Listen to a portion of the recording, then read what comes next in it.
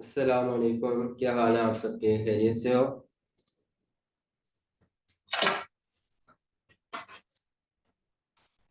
हाँ भाई, क्या हाल है सबके? खैरियत से हैं? चलें जी, आज की क्लास स्टार्ट करते हैं।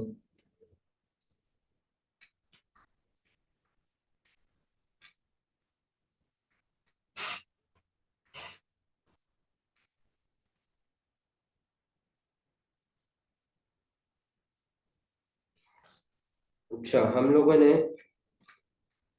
कवर कर लिया है। लास्ट क्लास में मुझे थोड़ा सा बताना, एग्जांपल हमने 16 कर ली थी।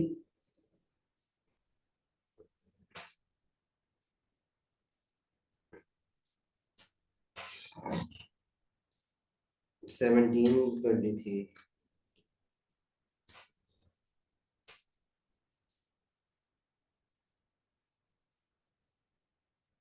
ठीक है, गुड। अच्छा, आज एक बड़ी बड़ी इंटरेस्टिंग चीज़ करनी है, मैं वो बताता हूँ।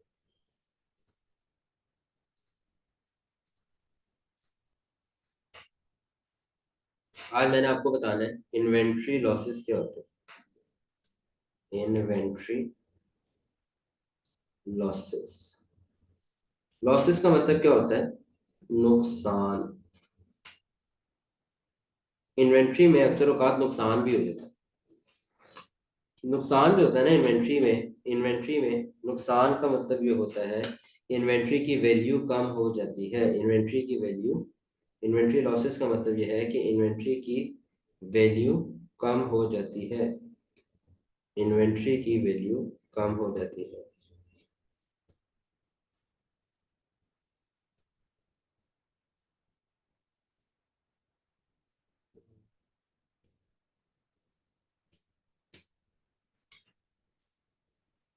Fall in the value of inventory. ठीक है, इन्वेंट्री की वैल्यू को कम हो जाने को कहते हैं इन्वेंट्री लॉसेस। इन्वेंट्री लॉसेस तीन तरह के होते हैं। एक आपको पता है, दो मैंने आपको बताने। एक होता है एनआरवी लॉस, जिसको आप रिटर्न डाउन ऑफ एनआरवी भी कहते हैं, एनआरवी लॉस। एक होता है एक होता है नॉर्मल लॉस, और एक होता है abnormal loss.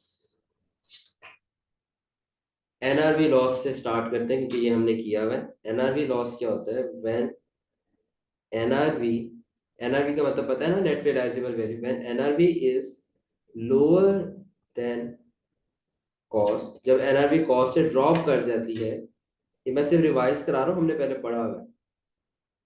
The difference difference between them is called NRV loss. जब एनआरवी कॉस्ट से कम हो जाती है तो जो उसके अंदर डिफरेंस होता है, एनआरवी और कॉस्ट का जो डिफरेंस होता है, उसे क्या कहा जाता है? NRV loss. उसे कहा जाता है एनआरवी लॉस। बहुत आसान बात है। नॉर्मल लॉस पे आते हैं। Normal loss is a loss which is expected and it is a part of process. Normal loss is a loss which is expected and which is expected loss and part of process. Whereas abnormal loss is उसका बिल्कुल opposite, unexpected loss, unexpected loss and not a part of process। नहीं समझ आ रही? नहीं समझ आ रही? Process. आप एक बिजनेस कर रहे हो, आप एक बिजनेस कर रहे हो, आप फिल्मों में देखते थे ना कि फोन आता था रात को कि भाई आपकी फैक्ट्री में आग लग गई है। और वो फैक्ट्री में आग लग जाती थी तो क्या होता था? फैक्ट्री के अंदर जो गोदाम में गुड्स या वेयर हाउस में चीजें पड़ी होती थी, वो क्या होती थी? डिस्ट्रॉय हो जाती थी। Goods destroyed by fire. For example, मैं इसकी एग्जाम्पल देता हूँ। Goods destroyed by fire. Goods stolen. For example अभी पिछले साल की बात है, कि पिछले 1-2 साल की बात है शायद, कि हफीज सेंटर में आग लग गई। हफीज सेंटर में आग लगी। अब उनके पास जितनी इन्वेंट्री पड़ी हुई थी, मोबाइल्स की, लैपटॉप्स की, डाटा केबल्स की और बाकी एक्सेसरीज की, वो सारी की सारी इन्वेंट्री क्या हो गई थी, जल गई थी। ऐसे ही है ना।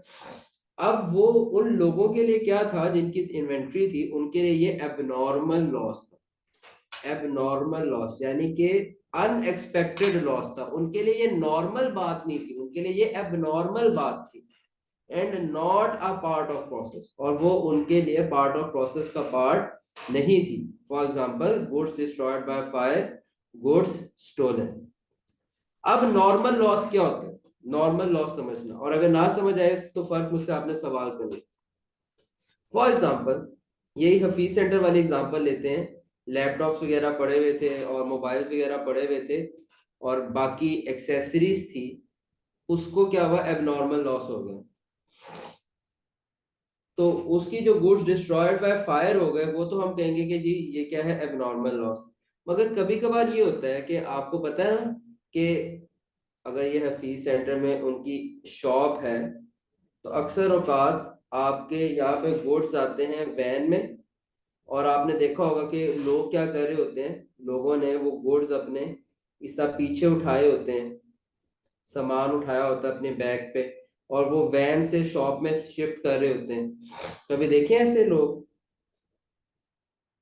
तो रोजाना के इस दुकान के अंदर ना 10 लैपटॉप या 20 लैपटॉप या 30 लैपटॉप जो थे ना, शिफ्ट होते थे। तो उसमें से उनको पता था कि यार जब ये लैपटॉप शिफ्ट हो रहे हैं ना, तो अगर हम अप्रोक्सीमेटली 100 लैपटॉप्स ट्रांसफर करते हैं ना शॉप में, तो उसमें से एक लैपटॉप जो है लेट्स सपोज वो डैमेज हो जाता है, वो डैमेज हो जाता है या वो टूट जाता है, और उसकी फिर रीसेल वैल्यू नहीं रहती। तो ये क्या होगा, ये उनको, उनके लिए क्या होगा, नॉर्मल लॉस होगा। उनके लिए नॉर्मल लॉस होगा कि उनको पता है कि यार 100 लैपटॉप अगर ट्रांसफर करने हैं तो ऑब्वियसली लोडिंग अनलोडिंग के अंदर एक आधे लैपटॉप का नुकसान हो जाए। तो वो उनके लिए क्या है, नॉर्मल लॉस। यानी कि वो पार्ट ऑफ प्रोसेस, अगर आपने वो प्रोसेस करना है, वो बिजनेस करना है, तो आपको पहले से आप जेहन में आपको पता एक्सपेक्ट किया हुआ है कि आपने ये नुकसान तो आपका होना ही होना है। इसे कहते हैं नॉर्मल लॉस। और अब नॉर्मल लॉस होता है जो अनएक्सपेक्टेड होता है और वो पार्ट ऑफ प्रोसेस नहीं होता, जैसे कि गुड्स डिस्ट्रॉयड बाय फायर या गुड्स स्टोलन। इसकी एक और एग्जांपल ले लो, इसकी एक और एग्जांपल ले लो कि एक बेकरी है, एक बेकरी है जिसके पास सुबह वैन आती है, और वैन इस बेकरी को क्या करती है, एग्स सप्लाई करती है। तो आपने कभी देखे ना कि जब आप अंडे लेने जाते हो किसी बेकरी में, तो कुछ अंडे क्या होते हैं, कोई 3-4 अंडे क्या होते हैं, डैमेज भी हुए होते हैं। मगर आपको क्या लगता है कि वो सिर्फ एक ही दिन डैमेज होते हैं? वो उनको पता है कि यार हमने अगर 1000 अंडे खरीदे हैं ना, तो उसमें से 30-40 अंडे जो है ना वो टूट जाएंगे हैंडलिंग के दौरान। तो ये उनके लिए क्या होता है, बेकरी के लिए वो जो अंडे रोजमर्रा के रूटीन में टूट जाते हैं, वो उनके लिए क्या होगा, पार्ट ऑफ प्रोसेस होगा, वो नॉर्मल लॉस होगा। और अगर लेट्स सपोज इस वैन का एक्सीडेंट हो जाए, वैन का एक्सीडेंट हो जाए और फिर अंडे टूट जाए, तो इसको क्या कहेंगे, ये अब क्या हो गया आपका, ये एबनॉर्मल लॉस हो गया, क्योंकि ये पार्ट ऑफ प्रोसेस नहीं था। या अंडे चोरी हो जाए बेकरी से, तो इसको क्या कहेंगे, एबनॉर्मल लॉस कहेंगे। एक और एग्जांपल ले लेते हैं कि लेट्स सपोज कि आप दर्जी के ऊपर जाते हो, और दर्जी दर्जी करता क्या था कि एक बंदा था, उसका बिजनेस था, वो कपड़ा खरीदता था, कपड़ा स्टिच करता था और बेचता था। कपड़ा खरीदता है, कपड़ा स्टिच करता है और कपड़े को क्या करता है, बेचता है। जैसे दुकानें होती हैं आमतौर पर, डिजाइनर की दुकानें होती हैं। तो अब अगर वो लेट सपोज वो 100 मीटर कपड़ा खरीदेंगे, तो 10 मीटर कपड़ा क्या हो जाएगा, कटिंग में वेस्ट हो जाएगा। तो 90 मीटर्स का कपड़ा बचेगा लेट सपोज। तो जो 10 मीटर्स का कपड़ा वेस्ट हो रहा है, वो क्या हो जाएगा, नॉर्मल लॉस। क्योंकि वो अगर आपने प्रोसेस करना है स्टिचिंग का, तो वो कुछ कपड़ा तो आपको पता है ना ऑटोमेटिकली वेस्ट होगा। तो 100 मीटर क्लॉथ खरीदा होगा तो 90 मीटर्स बचेगा, तो 10 मीटर्स क्या हो जाएगा, नॉर्मल लॉस हो जाएगा। और अगर वो सूट दुकान से चोरी हो जाए, तो फिर वो क्या लॉस हो जाएगा, एबनॉर्मल लॉस हो जाएगा। तो सबको नॉर्मल एबनॉर्मल लॉस का फर्क क्लियर हो गया?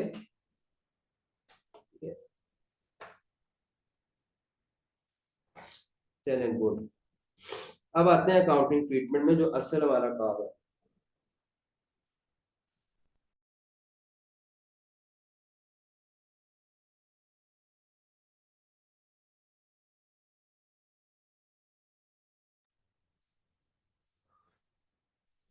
जी, साइड भी दे दीजिए।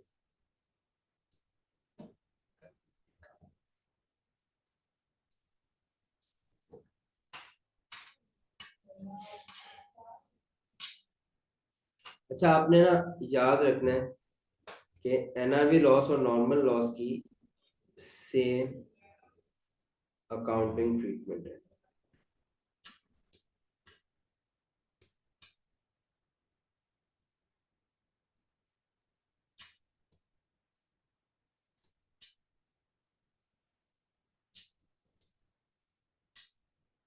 ट्रीटमेंट है, और एबनॉर्मल लॉस की डिफरेंट अकाउंटिंग ट्रीटमेंट है। तो हमने दो अकाउंटिंग ट्रीटमेंट सीखनी है।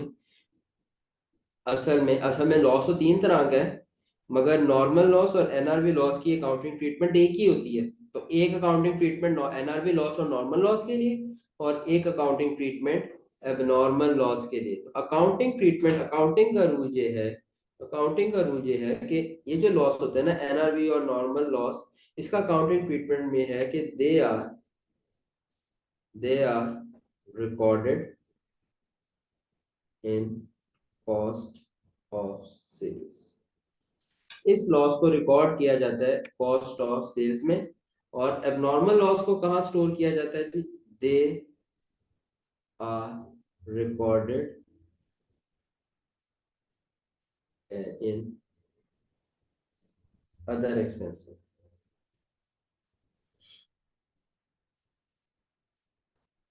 आपको पता है ना कि एक्सपेंस जो होते हैं बच्चों, एक्सपेंस दो तरह के होते हैं। एक को परचेज एक्सपेंस कह लें या कॉस्ट ऑफ सेल्स कह लें, और एक को क्या कह लें? अदर एक्सपेंस कह लें। एक्सपेंस की दो ही कैटेगरीज है ना, एक परचेज एक्सपेंस या कॉस्ट ऑफ सेल्स कह लें, और एक को कह लें अदर एक्सपेंस। ठीक है जी। जो परचेज एक्सपेंस और कॉस्ट ऑफ सेल्स होते हैं, ये क्या करते हैं? ये वाले एक्सपेंस ग्रॉस प्रॉफिट को कम करते हैं। और जो अदर एक्सपेंसेस होते हैं, इनका नो इम्पैक्ट ऑन जीपी। इनका ग्रॉस प्रॉफिट पे इम्पैक्ट नहीं होता, ओनली इम्पैक्ट एनपी। सिर्फ इनका इम्पैक्ट किस पे होता है? नेट प्रॉफिट पे होता है। तो एक्सपेंसेस दो तरह के होते हैं, परचेज एक्सपेंस या कॉस्ट ऑफ सेल्स, जिनका इम्पैक्ट जीपी पे भी होता है, ग्रॉस प्रॉफिट भी कम करते हैं, और अल्टीमेटली ये पे नेट प्रॉफिट भी कम करेंगे। और जो अदर एक्सपेंसेस होते हैं, उनका ग्रॉस प्रॉफिट पे इम्पैक्ट नहीं होता, उनका सिर्फ और सिर्फ इम्पैक्ट कहाँ पे होता है? नेट प्रॉफिट पे होता है। तो ये बात आप लोगों को पता है, ये बात आप लोगों को पता है, ये बात आप लोगों को पता है। अच्छा, अब होता ही है, देखो बच्चों, आज का लेक्चर बहुत मजे का है। एनआरवी लॉस और नॉर्मल लॉस को रिकॉर्ड करना है कॉस्ट ऑफ सेल्स में, और एबनॉर्मल लॉस को रिकॉर्ड करना है अदर एक्सपेंसेस में।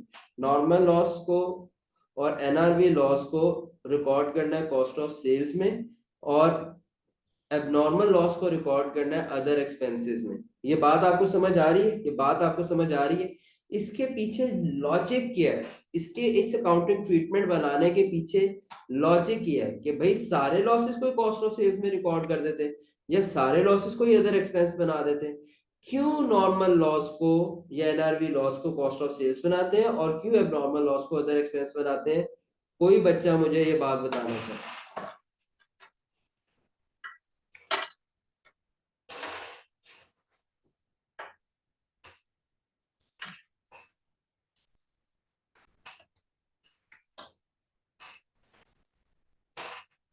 हाँ भाई, माइक पे आके बता दे कोई।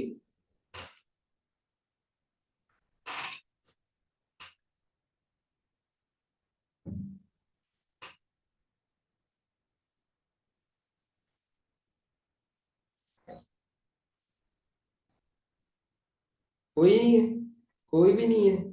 सर एक्सपेक्टेड और अनएक्सपेक्टेड की वजह से, और उसके अलावा जो नॉर्मल लॉस होता है उसका ज़्यादातर ताल्लुक कॉस्ट ऑफ सेल से ही होता होगा। हम्म। अब फर्ज करें मैंने चीज़ खरीदी है, मुझे इस बात का अंदाज़ा है कि मेरा एनआरवी भी हो लॉस होगा, और उसके बाद नॉर्मल लॉस भी होगा। जैसे आपने बताया कि उसको बेकरी वालों को पता होता है कि इतना तो होगा ही नुकसान, हाँ तो हाँ। इसलिए फिर उसको कॉस्ट ऑफ सेल्स में ले जाते हैं। और जो हमें अंदाज़ा नहीं था और वो अनएक्सपेक्टेडली हो गया, तो उसके लिए फिर उसको अदर एक्सपेंस बना देते हैं। सही सही। तो इसको मैं थोड़ी और बात रिफाइन करता हूँ, मेरे साथ ही रहना चाहिए। मुझे एक बात बताओ, आपको पता है कभी ये सोचा है इलियास के, थोड़ी डिफरेंट बात है मगर चलो तुम लोगों को मजा आएगा। मैं चाहता हूँ कि अकाउंटिंग में तुम लोगों का ना इंटरेस्ट भी पैदा हो। आप लोगों ने कभी सोचा है कि कंपनीज जो होती हैं, कंपनीज ग्रॉस प्रॉफिट अलग से और नेट प्रॉफिट अलग से क्यों कैलकुलेट करती हैं?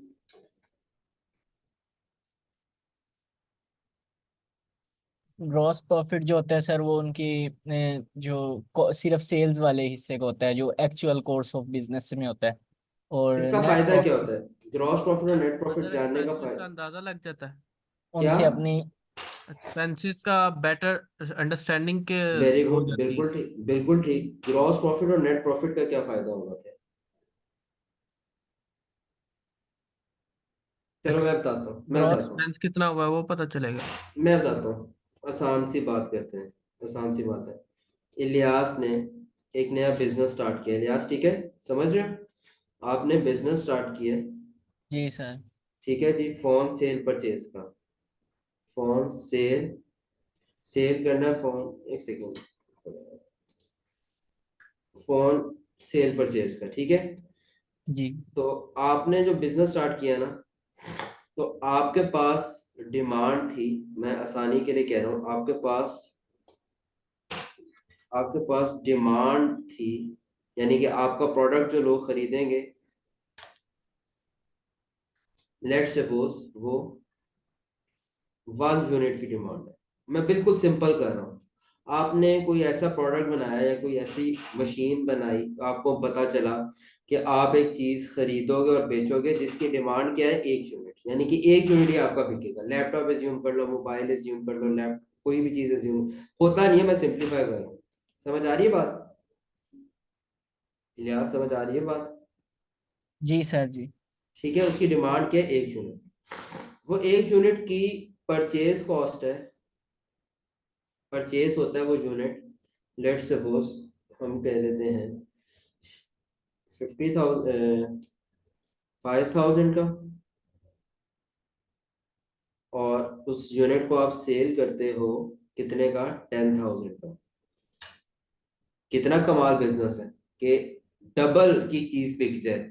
बिजनेस मॉडल कमाल नहीं है जी कि बिल्कुल। 1 यूनिट डबल। आपको 5,000 का पड़ेगा और उसको बेच कितने का लोगे, 10,000 का। कितनी कमाल बात है। मगर जो कस्टमर इस यूनिट को खरीदने आएगा ना, उसको चाहिए एक शॉप, वो आपसे ऐसे ऑनलाइन नहीं खरीदेगा। आपको कोई ऑनलाइन स्टोर या ऑनलाइन शॉप सेटअप करनी है। ऑनलाइन बिजनेस कर लेते हैं, आजकल ऑनलाइन का जमाना है ना। तो आपको आ गई, लेट सपोज आपको, हम कह लेते हैं आपने एक ऑनलाइन स्टोर सेटअप करवाया एक बंदे से, और उस बंदे ने कहा कि मैं इस ऑनलाइन स्टोर की जो सर्विस दे रहे हो ना, इसका मैं रेंट ले लूंगा आपसे 50,000 पर मंथ। इतना तो लेगा ना कम से कम बंदा। लेट सपोज आपने कोई ऑनलाइन साइट बनाई, उस बंदा वो बंदा आपका ऑनलाइन स्टोर इस्टेब्लिश करेगा, आपकी मार्केटिंग करेगा, आपकी सेल परचेज के ऑर्डर्स लेगा, तो 50,000 पर मंथ तो एटलीस्ट वो चार्ज करेगा कि नहीं करेगा?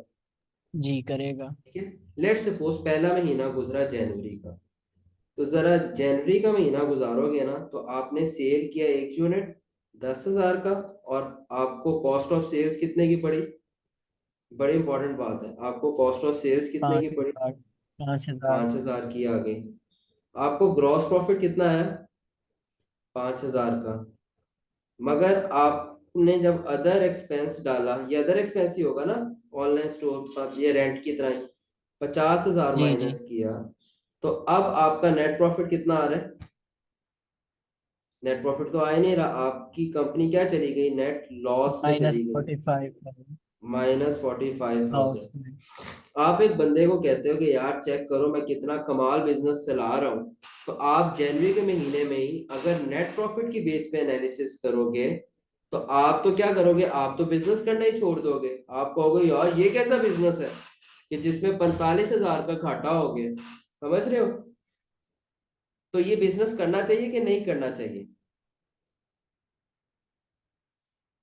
तो जो बिजनेस को करना चाहिए, प्रोडक्ट को लॉन्च करना चाहिए या नहीं करना चाहिए, ये नेट प्रॉफिट पे डिपेंड नहीं करता। ये तो बात गलत है। ये नेट प्रॉफिट पे डिपेंड नहीं करता, ये डिपेंड करता है कि ग्रॉस प्रॉफिट कितना है। ये डिपेंड करता है कि ग्रॉस प्रॉफिट कितना आ रहा है। लेट्स सपोज ये अभी एक यूनिट बना रहा था, इसने क्या किया, इसने मार्केटिंग की, सारा कुछ किया, और फेब्रुअरी में ये डिमांड शिफ्ट करके ले गया। ये डिमांड शिफ्ट करके ले गया, लेट्स सपोज मैं कहता हूं एक यूनिट बनाता था ना, अब ये डिमांड शिफ्ट करके ले गया 10 यूनिट्स पे। ठीक है, तो अब सेल कितनी आएगी? अब सेल 10,000 नहीं आएगी, 10,000 मल्टीप्लाई बाय 10। अब सेल आएगी फरवरी की 1,00,000 रुपए। ठीक है, जी सर। अब कॉस्ट ऑफ सेल्स 5,000 नहीं आएगी, 5,000 एक यूनिट की पड़ती थी, मल्टीप्लाई बाय 10, 50,000 रुपए। ग्रॉस प्रॉफिट अभी भी कितना, अब कितना ग्रॉस प्रॉफिट बन गया? 50,000। अदर एक्सपेंस कितने आए? 50,000। फौरन नो प्रॉफिट नो लॉस पे चला गया कि नहीं चला गया बिजनेस? जी थोड़ा सर और सबर बिल्कुल। किया, मार्च में लेके गए, इसकी यूनिट की डिमांड चली गई 20 यूनिट्स पे। सेल कितनी आ गई? अब 2,00,000 रुपए। कॉस्ट ऑफ सेल्स कितनी आ गई? 1,00,000 रुपए। ग्रॉस प्रॉफिट अब कितना कमा लिया? 1,00,000 रुपया। अदर एक्सपेंस कितने आ गए? 50,000। भाई वो ऑनलाइन स्टोर की कॉस्ट तो फिक्स रहेगी ना, क्या ख्याल है?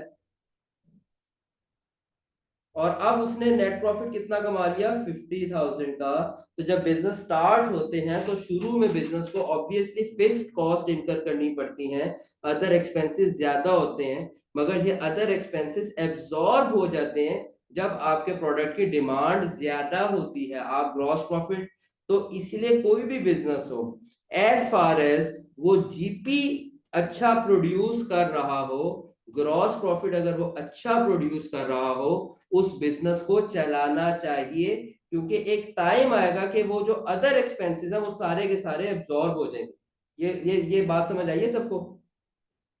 मैं आपको बता रहा हूँ बिजनेसेस को देखते कैसे हैं। दूसरी बात समझो,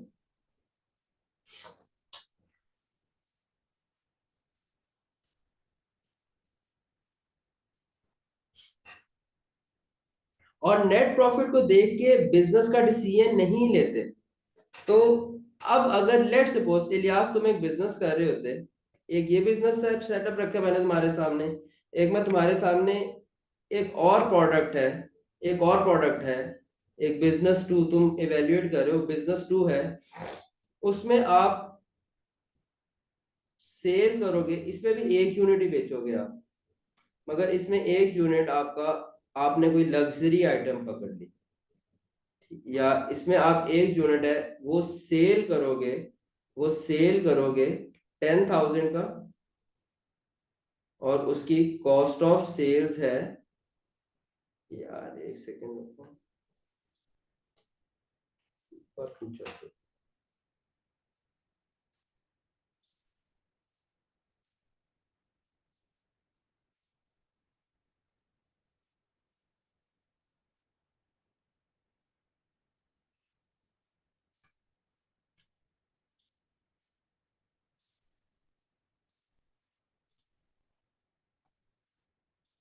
और उसकी कॉस्ट ऑफ सेल्स है, लेट सपोज उसको वो आपको पड़ता है, वो आपको पड़ता है 8,000 का। तो आपको ये बिजनेस नहीं करना चाहिए, क्योंकि इस बिजनेस में ग्रॉस प्रॉफिट 5,000 आ रहा है, और इस बिजनेस में आपके पास ग्रॉस प्रॉफिट क्या आ रहा है? 2,000। तो कल को जब आप इस बिजनेस में 20 यूनिट्स बेचोगे, तो आपके पास सेल तो आ गई 2,00,000 रुपए, मगर अब आपके पास कॉस्ट ऑफ सेल्स आ जाएगी कितनी? अगर 2 8 16 160,000। तो यहाँ पर जो आपके पास जीपी बचेगा ना, जब आपकी डिमांड 20 यूनिट्स पे जाएगी, तो यहाँ पर जीपी आपके पास से 40,000 बच रहा है। तो अदर एक्सपेंसेस तो वही रहेंगे 50,000। तो आप 20 यूनिट्स प्रोड्यूस करके भी लॉस में रहोगे, जबकि आप यहाँ पे जहां पे ग्रॉस प्रॉफिट मार्जिन ज्यादा था, आप 20 यूनिट्स प्रोड्यूस करके प्रॉफिट में चले गए। कुछ बात समझ आई है? ये मैंने शायद थोड़ा जल्दी वाइंड अप किया है, मगर बाद में ये बताना चाह रहा हूँ आप सबको कि बिजनेसेस में जो लोग इन्वेस्ट करते हैं तो वो ये नहीं देखते कि भाई बिजनेस में नेट प्रॉफिट कितना जनरेट होगा, वो ये देखते हैं, शार्क टैंक्स देखा है किसी बच्चे ने, तो भाई असल चीज होती है कि नेट मार्जिन कितना प्रोड्यूस हो रहा है, नेट प्रॉफिट कितना प्रोड्यूस हो रहा है। तो ये चीज ज्यादा लोग इंटरेस्टेड होते हैं बिजनेस का नेट प्रॉफिट जानने के लिए, सॉरी बिजनेस का ग्रॉस प्रॉफिट जानने के लिए इन्वेस्टर ज्यादा इंटरेस्टेड होते हैं, क्योंकि एक टाइम पे नेट लॉस भी है, और अगर वो प्रोडक्ट नया है तो automatically with the passage of time उस प्रोडक्ट की डिमांड बढ़ने की वजह से वो अदर एक्सपेंसेस एब्जॉर्ब कर लेगा और अल्टीमेटली प्रॉफिट आएगा, क्योंकि अदर एक्सपेंसेस मोर और लेस फिक्स्ड होते हैं। कॉस्ट ऑफ सेल्स ज्यादातर क्या होती है, वेरिएबल होती है, चेंज होती जाती है with the number of units. तो अगर अब मैं रिलेट कैसे कर रहा हूं, अब जो है ना ये जो लॉस है एनआरवी लॉस या नॉर्मल लॉस, ये तो पार्ट ऑफ प्रोसेस है, इसको तो कॉस्ट ऑफ सेल्स में डालो। और जो एबनॉर्मल लॉस है ना, आपका एबनॉर्मल लॉस है वो आपका पार्ट ऑफ प्रोसेस तो नहीं है ना। लेट सपोज अगर आपके गुड्स डिस्ट्रॉयड बाय फायर हो गए और सारे के सारे एबनॉर्मल लॉस आपने कॉस्ट ऑफ सेल्स को चार्ज कर दिया, तो आपका ग्रॉस प्रॉफिट एकदम नीचे आ जाएगा और लोग समझेंगे कि शायद इस प्रोडक्ट में ग्रॉस प्रॉफिट होता ही इतना है, हालांकि ये वन टाइम इवेंट होगा कि गुड्स आपके चोरी हो गए या गुड्स डिस्ट्रॉयड बाय फायर हो गए। तो इसलिए अब normal loss cost of sales में स्टोर नहीं करते, इसको अदर एक्सपेंस में लेके जाते हैं, क्योंकि अगर abnormal loss cost of sales में स्टोर कर देंगे हमारी जीपी रेशो खराब हो जाएगी, ग्रॉस प्रॉफिट परसेंटेज खराब हो जाएगी, इन्वेस्टर्स अट्रैक्ट नहीं होंगे हमारे प्रोडक्ट के ऊपर, इन्वेस्टर्स कहेंगे कि यार ये लोग तो ग्रॉस प्रॉफिट भी प्रोड्यूस नहीं अच्छा कर पा रहे। उसको क्या पता कि एबनॉर्मल लॉस तो कभी कभार लॉस होता है, ये रोजमर्रा का लॉस तो है ही नहीं। सबको समझ आइए, किसी को कोई कंफ्यूजन इस कॉन्सेप्ट पे?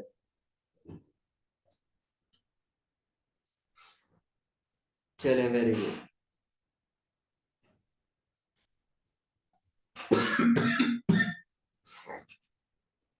एग्जाम से रेलिवेंट नहीं है ये बात, मगर मैंने फिर भी आप लोगों को बता दी।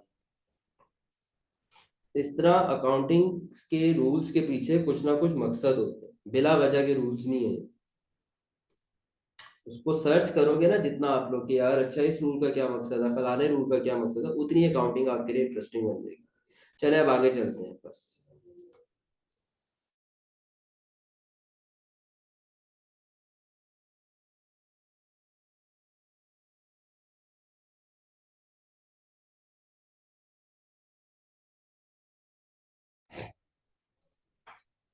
अच्छा दिन ज्यादा हो गया, मगर मुझे आप ये बताओ कि आपको पीरियोडिक परपेचुअल मेथड याद है?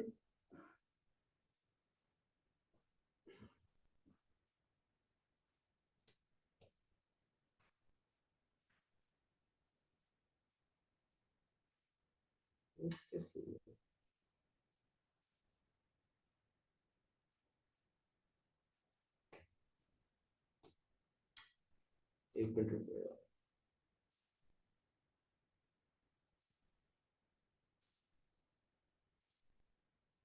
क्या होता था पीरियोडिक परपेचुअल? पीरियोडिक परपेचुअल क्या होता था? पीरियोडिक में इन्वेंट्री को स्टोर करते थे, पीरियोडिक में इन्वेंट्री को एक्सपेंस बनाते थे, पीरियोडिक में जब इन्वेंट्री बाय करते थे तो उसको एक्सपेंस या कॉस्ट ऑफ सेल्स में रिकॉर्ड करते थे, और परपेचुअल में जब इन्वेंट्री बाय करते थे तो उसको हम एसेट बनाते थे, करंट एसेट। पीरियोडिक में जब इन्वेंट्री बाय करते थे तो उसको हम एक्सपेंस कॉस्ट ऑफ सेल्स में रिकॉर्ड करते थे, परपेचुअल में जब इन्वेंट्री बाय करते थे तो उसको हम एक्सपेंस बनाते थे। अब एंट्रीज की बारी आती है, अकाउंटिंग एंट्रीज अगर सीखे हम इसकी, सबसे पहले हम सीखेंगे एनआरवी लॉस और नॉर्मल लॉस। बल्कि एक काम करते हैं, ये नॉर्मल लॉस की पहले सीखते हैं। अब ऑब्वियसली पीरियोडिक में इनकी अकाउंटिंग एंट्री और है, पीरियोडिक में इसकी अकाउंटिंग एंट्री और है और परपेचुअल में इसकी अकाउंटिंग एंट्री और है। किसकी? Abnormal loss. पीरियोडिक में क्या एंट्री है मैं लिखूंगा, आपको समझ आ जाएगी। पीरियोडिक में इसकी एंट्री ये होगी कि इसको आप क्या करें, कॉस्ट ऑफ सेल्स में से क्रेडिट करें, माइनस करें और डेबिट करें आप इसको अदर एक्सपेंस में। पीरियोडिक में कॉस्ट ऑफ सेल्स को माइनस करें और इसको ट्रांसफर करें अदर एक्सपेंस में एबनॉर्मल लॉस को। क्यों? जब इन गुड्स को खरीदा था तो इनको कॉस्ट ऑफ सेल्स में या परचेज में एंटर किया था। मैं इसको ना ऐसे लिख देता हूं ताकि आप कंफ्यूज ना हो। Purchase slash cost of sales.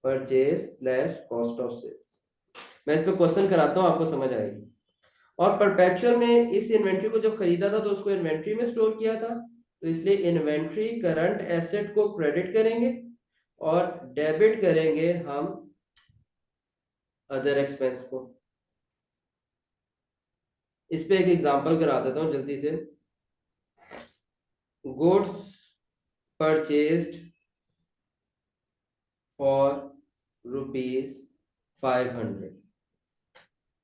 ठीक है, ये गुड्स परचेज किए और दूसरी एंट्री इंफॉर्मेशन ये मिली, these goods were destroyed, all of these goods, ठीक है, डिस्ट्रॉयड बाय फायर।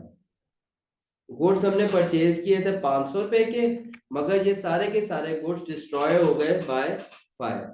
अब अगर मैं दोनों एंट्रीज पास करूं, पहली एंट्री पास करूं, तो पीरियोडिक में एंट्री मैंने पास ये करनी थी कि डेबिट और क्रेडिट, इन गुड्स को मैंने डेबिट करना था परचेज में या कॉस्ट ऑफ सेल्स में अगर पीरियोडिक मेथड होता, और मैंने क्रेडिट कर देना था लेट्स सपोज अपने कैश को। और अगर परपेचुअल मेथड होता तो मैंने जो पहली एंट्री पास करनी थी ना, जो गुड्स परचेज किए, मैंने डेबिट करना था इन्वेंट्री करंट एसेट को 500 से और क्रेडिट मैंने कैश कर देना था 500 से। जब मुझे खबर मिली कि ये गुड्स बाय फायर डिस्ट्रॉय हो गए हैं, तो अब इन गुड्स का जो नुकसान हुआ है, इन गुड्स का कितने का नुकसान हुआ, आपका कितने का नुकसान हुआ कौन बताएगा? कि 500 रुपए का नुकसान हुआ आपका। 500 रुपए का नुकसान ऐसा कॉस्ट पहले ही रिकॉर्डेड था परचेज एक्सपेंस में। 500 रुपए का नुकसान जो हुआ ना, वो ऑटोमेटिकली पहले ही परचेज एक्सपेंस में रिकॉर्ड किया हुआ था। इसलिए हम अब इसको परचेज या कॉस्ट ऑफ सेल्स में से बाहर निकालेंगे, क्रेडिट करेंगे, माइनस करेंगे और इसको हम ट्रांसफर कर देंगे अदर एक्सपेंस में। भाई देखो, बैड डेट्स जब होते थे तो वो डेट्स रिसीवेबल में रिकॉर्ड किए जाते थे, तो रिसीवेबल से निकाल के बैड डेट्स एक्सपेंस बनाते थे। इसी तरह एबनॉर्मल लॉस हो गया, तो जब इन गुड्स को खरीदा था, इनकी गुड्स की कॉस्ट को कहाँ रिकॉर्ड किया था? परचेज या कॉस्ट ऑफ सेल्स में डेबिट किया था।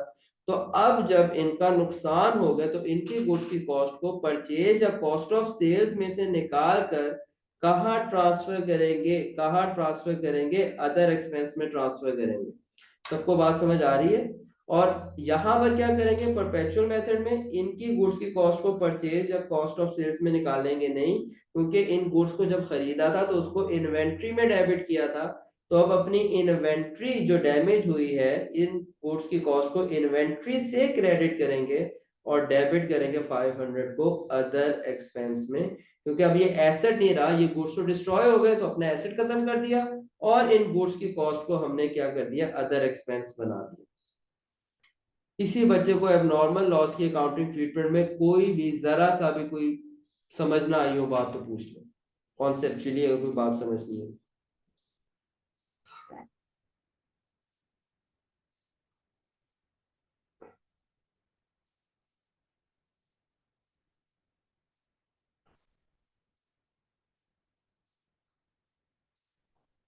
चले, वेरी गुड।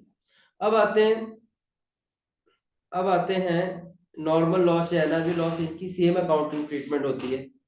ठीक है, तो मैं ना आपको सिंपल कह देता हूँ जी, समझाने के लिए। इसके अंदर भी पीरियोडिक और परपेचुअल होगा।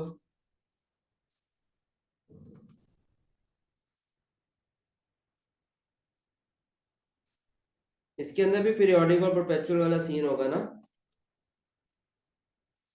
मगर रूल याद रखना, they are recorded in cost of sales. अलग कर लेते हैं, पीरियोडिक की एंट्री अलग है, परपेचुअल की एंट्री अलग है। अब ये जो लॉस होगा, इसको इन्वेंट्री, इन गुड्स को जब खरीदा था इनकी कॉस्ट को इन्वेंट्री में रिकॉर्ड किया हुआ था, inventory as a current asset, तो inventory as a current asset minus हो जाएगा, क्रेडिट हो जाएगा। डेबिट क्या करेंगे, कौन बताएगा, कौन बताएगा परपेचुअल मेथड में डेबिट किस चीज को किया जाएगा, परपेचुअल मेथड को डेबिट किस चीज को किया जाएगा परपेचुअल मेथड में। एंट्री आपको आ, very good, cost of sales, क्योंकि उनको जो नॉर्मल लॉस था उसको अदर एक्सपेंस रिकॉर्ड करना था, इसलिए अदर एक्सपेंस डेबिट करते थे। परपेचुअल मेथड में उसको कॉस्ट ऑफ सेल्स में रिकॉर्ड करना है, इसलिए डेबिट भी करेंगे हम, क्या, cost of sales. Very good, छा गए हो यार।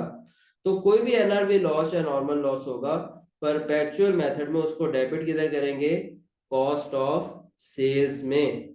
और पीरियोडिक मेथड में इसकी कोई एंट्री परफॉर्म नहीं करेंगे, पीरियोडिक मेथड में इसकी कोई एंट्री परफॉर्म नहीं करेंगे। एनआरवी लॉस या नॉर्मल लॉस की पीरियोडिक मेथड में कोई एंट्री परफॉर्म नहीं करते। कोई बच्चा मुझे बताना चाहे क्यों नहीं करेंगे?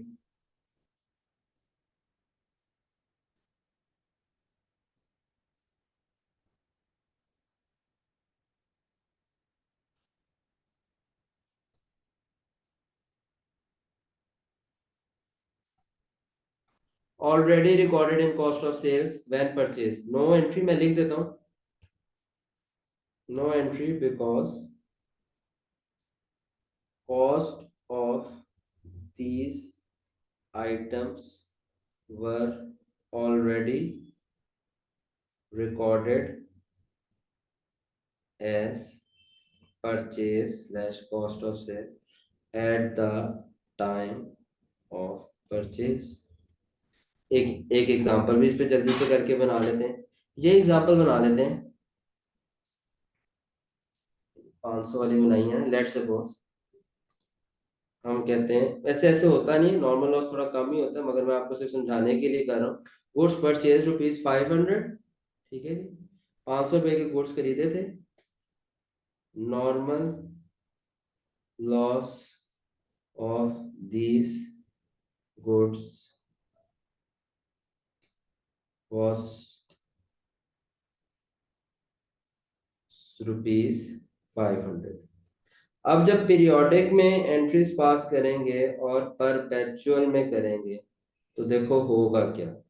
पीरियोडिक में पहली एंट्री होगी कि जब आपने इन गुड्स को खरीदा है, इन गुड्स को आपने जब परचेज किया तो आपने क्या किया, परचेज या कॉस्ट ऑफ सेल्स को 500 को डेबिट किया और 500 से आपने लेट्स सपोज बैंक क्रेडिट कर दिया। परपेचुअल में आपने इन्वेंट्री करंट एसेट को डेबिट किया 500 से और क्रेडिट कर दिया आपने बैंक को। जब आपको पता चला कि यहाँ तो लॉस हो गया, नॉर्मल लॉस हुआ है, तो अब आपने इन गुड्स के आइटम को ट्रांसफर करना है कॉस्ट ऑफ सेल्स में। तो यहां पर क्या करेंगे, परपेचुअल मेथड में इन्वेंट्री में से 500 निकाला और 500 कहाँ ले गए, कॉस्ट ऑफ सेल्स में। पीरियोडिक मेथड में क्या करें, ये 500 तो पहले ही कॉस्ट ऑफ सेल्स में लिखा हुआ है, तो 500 कॉस्ट ऑफ सेल्स से निकाले दोबारा कॉस्ट ऑफ सेल्स में ले जाए। ये कहाँ की अक्लमंदी है, परचेज या कॉस्ट ऑफ सेल्स में से 500 निकालें और 500 ले जाएं परचेज या कॉस्ट ऑफ सेल्स। यही सेंस बनेगी ना। 500 मैं अपनी जेब से निकालूं, मैंने अपना फोन अपनी जेब में रखना था, मैं अपनी जेब से फोन निकालता हूँ दोबारा अपनी जेब में रख लेता हूँ, तो भाई इससे बेहतर था निकालते ही रहा फोन तू। तो इसलिए यहां पर हम कोई एंट्री नहीं करते क्योंकि यूजलेस है इस इधर एंट्री करना, इसलिए यहां पर कोई एंट्री परफॉर्म नहीं होती। अब ये जो सारी बात की है, ये देखो ये मैंने तुम लोगों को पास जूम आउट कर दी है, ध्यान से देख लो, और अगर कोई बात नहीं समझ आती इन्वेंट्री लॉसेस के मतलब तो मुझसे पूछ लो।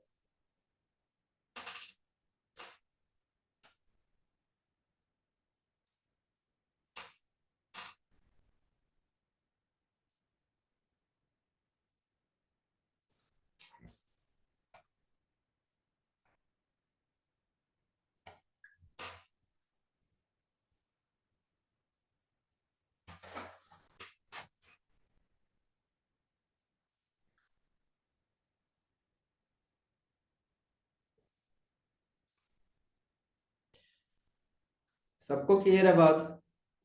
चलें एग्जाम्पल 18 करते हैं।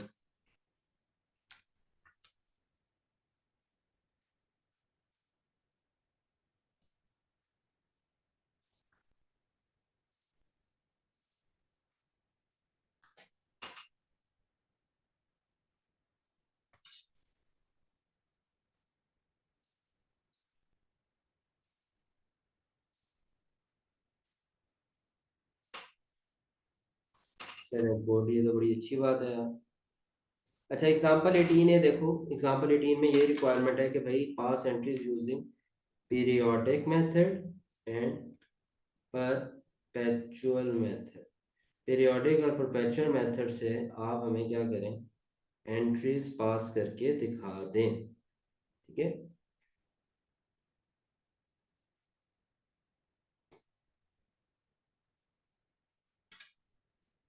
सबसे पहली एंट्री है गुड्स कॉस्टिंग। अच्छा ये कुछ एंट्रीज ऐसी हैं जो आपको आती हैं, मैंने मतलब अलग से सिखानी नहीं है, कॉमन सेंस से आपने करनी है।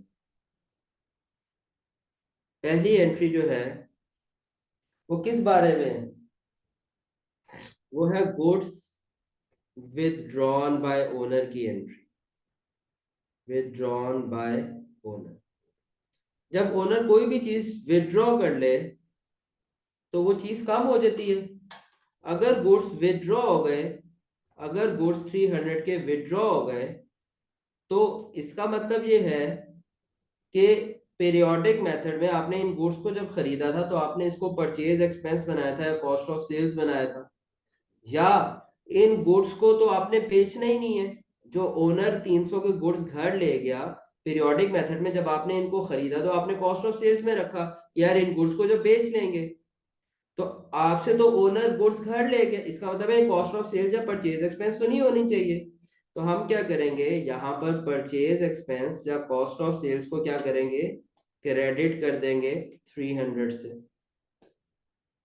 और ये तो समझ आ गया भाई परचेज एक्सपेंस या कॉस्ट ऑफ सेल्स नहीं होगा, तो डेबिट किस चीज को करें, डेबिट किस चीज को करें, थोड़ा सा सोचो, दिमाग पे जोर डालो भाई। डेबिट किस चीज को करेंगे, ड्राइंग्स को। वेरी गुड, ओनर कोई भी चीज कोई भी फायदा ले जाए तो उसको ड्राइंग्स को डेबिट कर लेंगे, तो ड्राइंग्स को डेबिट कर लेंगे। अब आपको पता है परपेचुअल में क्या करेंगे, परपेचुअल में ये जो गुड्स को खरीदा था तो उसको परचेज या कॉस्ट ऑफ सेल्स में रखने की बजाय इन्वेंट्री में डेबिट किया होगा, तो अब इन्वेंट्री को क्रेडिट करेंगे। इन्वेंट्री जो करंट एसेट है उसमें से 300 आउट करेंगे, और कहाँ पे डेबिट करेंगे, क्या चीज रिकॉर्ड करेंगे, ड्राइंग्स रिकॉर्ड करेंगे। एक सेकंड में स्क्रीन शेयर कर रहा हूँ दोबारा से।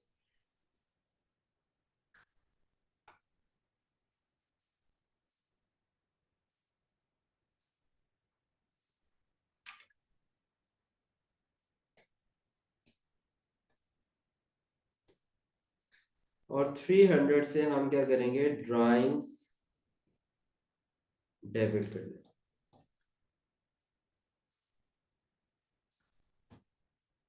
ठीक है जी।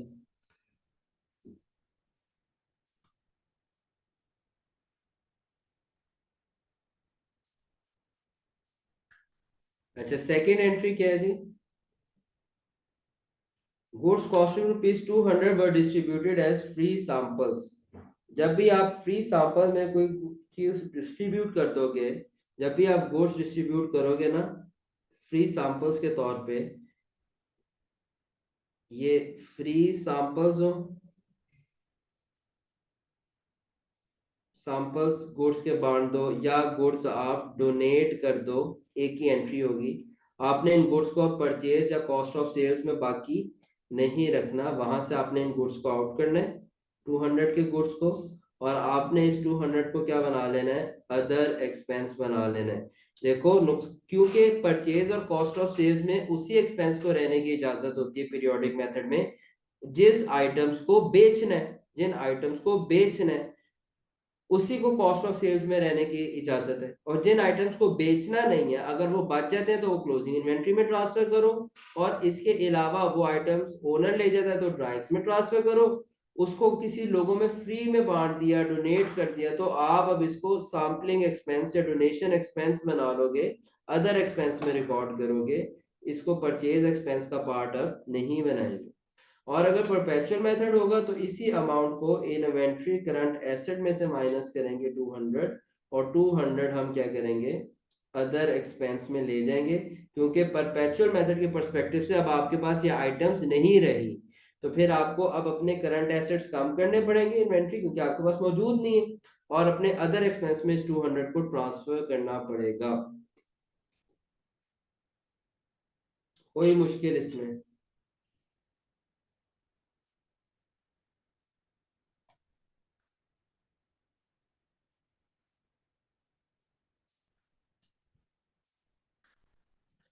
थर्ड पॉइंट है goods costing ₹400 were used in the construction of building. याद रखें इसकी एंट्री सीखने, गुड्स यूज्ड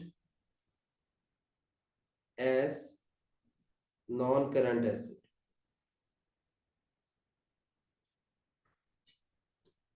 नहीं, हम ऐसे लिख लेते हैं,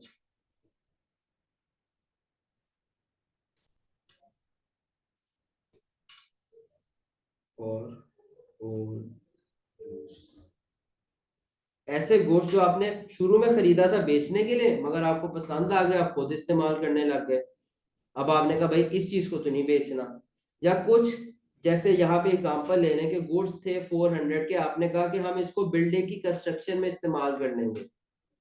हो सकता है सीमेंट आप बेचते हो, आपने कहा यार ये कुछ सीमेंट की बोरियां जो है ना, इसको अब बेचने की बजाय हम ऊपर कमरा बना रहे हैं, उधर इस्तेमाल कर लेते हैं।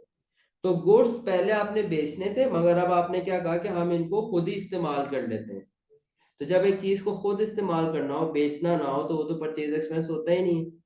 तो आप भी क्या करोगे, परचेज एक्सपेंस को माइनस करोगे, ये जो है ना 400 use in the construction of building, 400 से परचेज एक्सपेंस में से इन गुड्स की अमाउंट को निकालोगे, और 400 आप बिल्डिंग की कॉस्ट को, जो कि आपके पास नॉन करंट एसेट है, उसकी कॉस्ट में 400 प्लस कर दोगे। और अगर परपेचुअल मेथड होगा तो आप इन्वेंट्री की कॉस्ट में से इसको माइनस करोगे 400, और आप 400 ऐड करोगे बिल्डिंग नॉन करंट एसेट की कॉस्ट में ऐड कर दोगे इसको।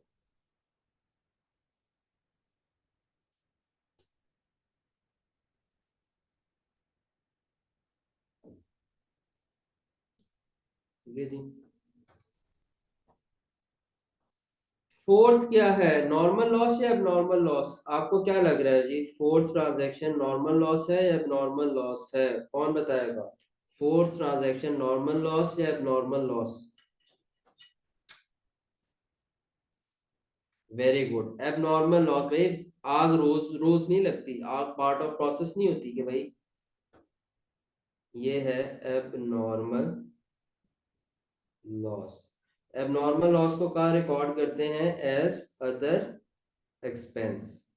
तो एबनॉर्मल लॉस के केस में ये जो गुड्स डिस्ट्रॉय होंगे, इसको परचेज एक्सपेंस कह लो या कॉस्ट ऑफ सेल्स कह लो, दोनों बातें ठीक होती हैं। यहाँ पे भी मैंने गुड्स यूज लिखे, इसको purchase expense slash cost of sales लिख सकते हैं आप। तो परचेज या कॉस्ट ऑफ सेल्स में से 100 आपका माइनस हो जाएगा, और 100 आपका ट्रांसफर हो जाएगा अदर एक्सपेंस में। और परपेचुअल मेथड में अब इन्वेंट्री करंट एसेट्स में से माइनस करेंगे 100, और 100 ट्रांसफर कर देंगे हम अदर एक्सपेंस में।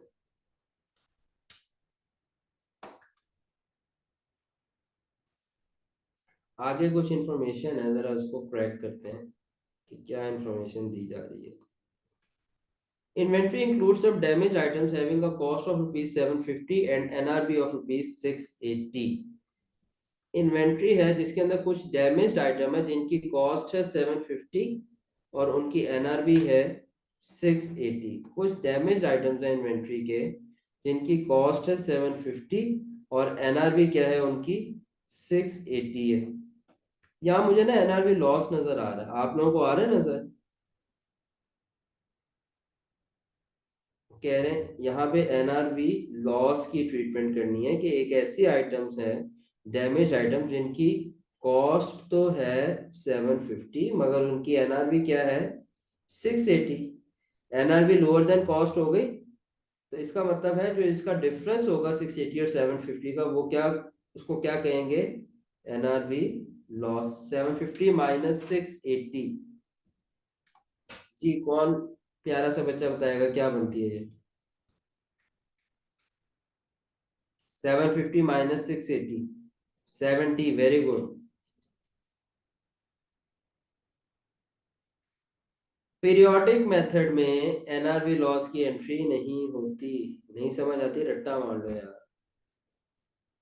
परपेचुअल मेथड में एनआरवी लॉस को इन्वेंट्री से निकालना है 70 का, और 70 कहाँ ट्रांसफर करना है, कॉस्ट ऑफ सेल्स में। या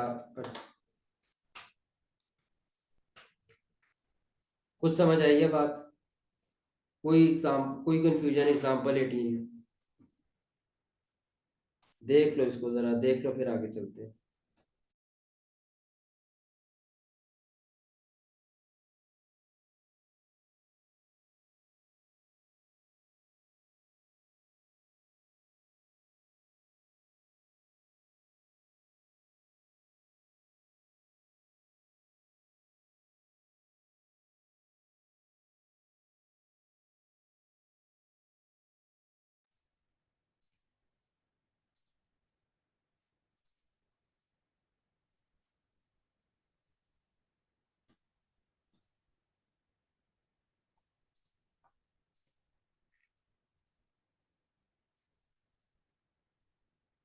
लास्ट एग्जांपल।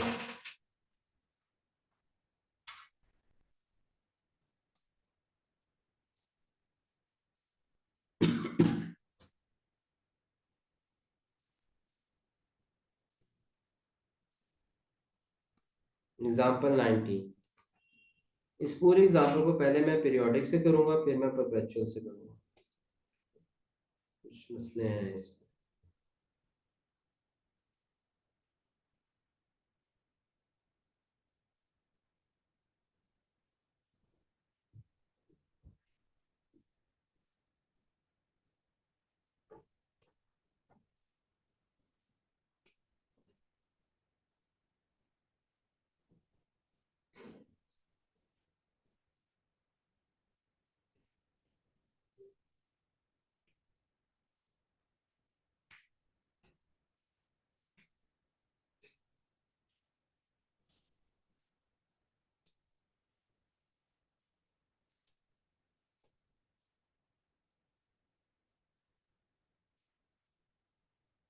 ठीक है जी। अच्छा, पहली जो एंट्री है ना, वो है ओपनिंग इन्वेंट्री की।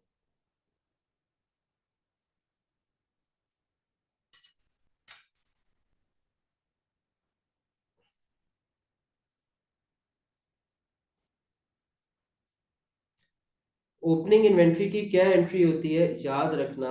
आपको मैंने सिखाया हुआ है, याद है? शुरू में पहले दिन मैंने आपको पढ़ाई थी।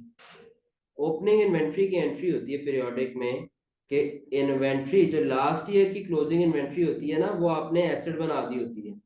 तो वो करंट ईयर में लास्ट ईयर की क्लोजिंग इन्वेंट्री को आउट करते हैं 800,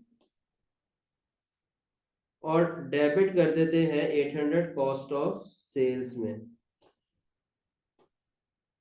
कॉस्ट ऑफ सेल्स में कुछ याद आ रहा है? जो ओपनिंग इन्वेंट्री होती है कॉस्ट ऑफ सेल्स में ऐड होती है ना, तो कॉस्ट ऑफ सेल्स में उसको ऐड कर देते हैं। और लास्ट ईयर जो आपने क्लोजिंग इन्वेंट्री जनरेट की होती है ना, 800 last year closing inventory generate की होगी, उसको खत्म कर देते हैं। तो इन्वेंट्री क्रेडिट 800 से, और कॉस्ट ऑफ सेल्स 800 से डेबिट। ये है ओपनिंग इन्वेंट्री की एंट्री, ये जो मैंने आपको पहले भी बताई। Inventory purchase during the year is ₹2000। Inventory purchase during the year की आपने 2000 की, तो इन्वेंट्री परचेज की एंट्री ये होती है, देखो।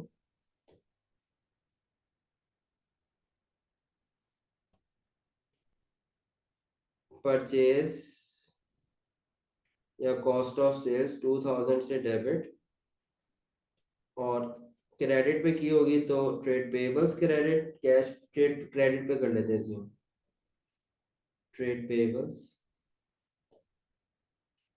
Trade payables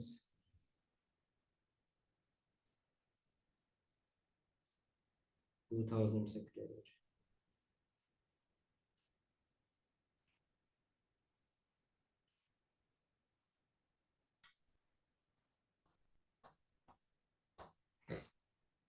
inventory sold during the year is rupees 2000 at a margin of 25%। भूल के तो नहीं आ गए? क्या करते थे इसको?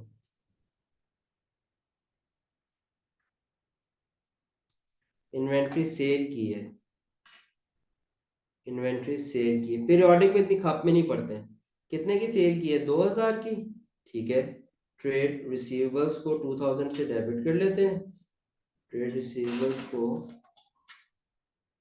2000 से डेबिट कर लेते हैं।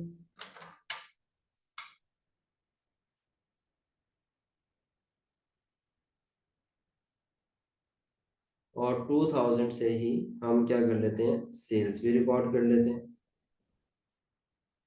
पीरियोडिक में ज्यादा तकल्लुफ में नहीं पड़ते थे इस टाइम पे। फिर उन्होंने कहा cost of closing inventory in hand is rupees 500। Closing inventory कितनी बच गई? 500 रुपए की। There were no return during the year. तो फोर्थ एंट्री है क्लोजिंग इन्वेंट्री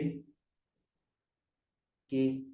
क्लोजिंग इन्वेंट्री को क्या करते थे? परचेज या कॉस्ट ऑफ सेल्स में से ट्रांसफर करते थे, माइनस हो जाते थे, और 500 इन्वेंट्री को अपडेट कर लेते थे। पुरानी इन्वेंट्री 800 में निकाल देते थे पिछले साल की, और नए साल की जो क्लोजिंग इन्वेंट्री होती थी वो करंट एसेट में डेबिट कर लेते थे। ये आपके पास एग्जांपल 19A है, और इसकी मैंने ये 4 एंट्रीज रिकॉर्ड की हैं। इनमें किसी बच्चे को किसी किस्म का कोई शक या कोई कंफ्यूजन? ऐसा ये पीरियोडिक परपेचुअल में इस तरह, पीरियोडिक में ऐसे नहीं होती थी, आपने तो किसी और तरह कराया था। और अगर कोई नई चीज बताई है तो वो भी मुझे बताओगे सर ये चीज हमने नहीं सीखी है। कुछ भी नहीं आनी है, सारी चीजें पहले पढ़ी हुई हैं।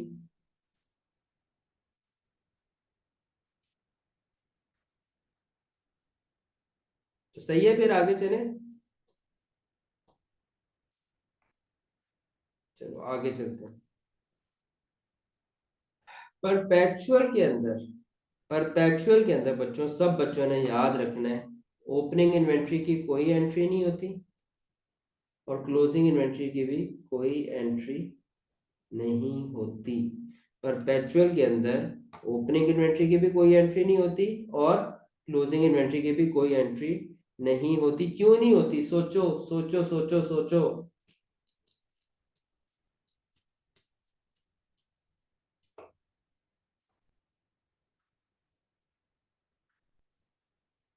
ट्रेड पेबल्स क्यों लिखे? मैंने ज्यूम किया है क्रेडिट परचेज है, कहीं नहीं लिखा हुआ था। यहाँ लिख लेते हैं, चले, on credit. On credit assume कर लिया यार, बहुत ज्यादा जगहों पे कैश एज्यूम कर रहा था, यहाँ क्रेडिट एज्यूम कर लिया मैंने। आप कैश करना ठीक हो जाएगा सवाल आपका। Already recorded in inventory because they are recorded as assets at the time of purchase. Yes, जो ओपनिंग इन्वेंट्री होगी वो तो बैलेंस ब्रॉट डाउन बन जाएगा, और जो क्लोजिंग इन्वेंट्री होगी वो इन्वेंट्री में रिकॉर्ड की होगी, वो बैलेंस कैरी डाउन बन जाएगी। तो बैलेंसेस की एंट्री तो नहीं होती। तो ओपनिंग इन्वेंट्री को तो रिकॉर्ड ही इन्वेंट्री के अकाउंट में पहले से किया होता है, और क्लोजिंग इन्वेंट्री, जो इन्वेंट्री बच जाएगी उसका बैलेंस आएगा, वो क्लोजिंग इन्वेंट्री हो जाएगी। तो अलग से एंट्रीज तो करनी ही नहीं पड़ेगी इन्वेंट्री में ट्रांसफर करने के लिए। ये वाला तकल्लुफ तो पीरियोडिक मेथड में करना पड़ता है। चले, पहली बात तो क्लियर होगी। अब ये जो दूसरी थी एंट्री, इसमें हमने purchase cost of sales debit किया था, ट्रेड पेबल्स क्रेडिट किया था, मगर अगर परपेचुअल मेथड होगा तो हम इन्वेंट्री करंट एसेट को रिकॉर्ड करेंगे 2000 से, और ट्रेड पेबल को माइनस करेंगे 2000 से। माइनस नहीं, सॉरी, इसको भी रिकॉर्ड करेंगे। सेल्स के टाइम पे सेल्स वाली एंट्री से कोई इख्तलाफ नहीं है, तो पीरियड परपेचुअल मेथड में भी ट्रेड रिसीवेबल 2000 के रिकॉर्ड किए जाएंगे, और सेल्स भी रिकॉर्ड किए जाएंगे 2000 से। अलबत्ता एक एडिशनल एंट्री होगी, जिसमें जब आइटम्स को बेचते हैं तो उसको इन्वेंट्री में से, करंट एसेट्स में से आउट करते हैं, और उसको कॉस्ट ऑफ सेल्स में ट्रांसफर करते हैं। इन्वेंट्री माइनस होती है, कॉस्ट ऑफ सेल्स ट्रांसफर होती है, जितनी उनकी कॉस्ट होती है। अब उनकी कॉस्ट कितनी उन्होंने बताया? इन्वेंट्री बिकती है मार्जिन ऑफ 25%। इसका मैंने आपको आसान तरीका बताया था, कॉस्ट प्रॉफिट और सेल प्राइस का। इसका आसान तरीका था कॉस्ट फाइंड करने का, cost profit sale price. Margin rate जब भी गिवन होगा, सेलिंग प्राइस हमेशा 100 एज्यूम करूं, प्रॉफिट है 25 का, तो कॉस्ट 125 तो नहीं हो सकती ना, इसका मतलब है 100 में से 25 माइनस करना पड़ेगा। 100 में से 25, अगर 100 सेलिंग प्राइस होगी तो प्रॉफिट 25 होगा, कॉस्ट होगी 75। अब रुपीस फाइंड कर लेते हैं। सेल प्राइस आपको 2000 गिवन है, तो कॉस्ट कितनी होगी, और यहाँ पे हम कर देंगे cross multiplication, x cost is equal to cost multiply by 100 equal to 75 into 2000। तो क्या आंसर आता है कॉस्ट का? ये जो आइटम्स बेची हैं 2000 की, इनकी कॉस्ट क्या थी?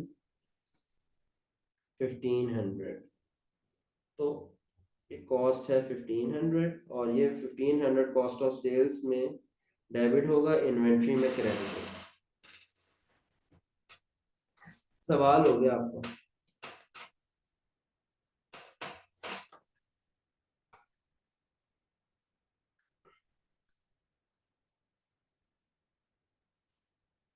चले ठीक है, आज के लिए इतना ही काफी है। आपने जो एग्जांपल्स मैंने आपको करवाई हैं, ये आप लोगों ने घर से सॉल्व करके आनी है। नंबर 1 इसके बी पार्ट सॉल्व करके आने। नंबर 2 आप लोगों ने क्या करना, आप लोगों ने आज के दिन जाना है और आपने ये पीरियोडिक और परपेचुअल की एंट्रीज है ना, इनको रिवाइज करके आना है, और कॉन्सेप्चुअली इनको एब्जॉर्ब करने की कोशिश करनी है, रट्टा नहीं किसी ने लगाना। और आपने मुझे बताना है कोई ऐसी एंट्री जो आपको समझ ना आई हो कि सर ये कैसे की है। ठीक है, तो ये एंट्रीज हैं, ये आपने रिवाइज करके आनी है, और आपने जो बी पार्ट्स हैं एग्जांपल्स के, ये सॉल्व करने हैं। हाँ बस यही करना है। और ये एक थोड़ा सा इन्वेंट्री लॉसेस का एरिया है, इसको अगर आप रीड कर लेंगे तो बहुत अच्छा होगा। बस आज के लिए इतने, बाकी इंशाल्लाह कल रिज्यूम करते हैं। अपना बहुत ख्याल रखिएगा यार। अल्लाह हाफिज।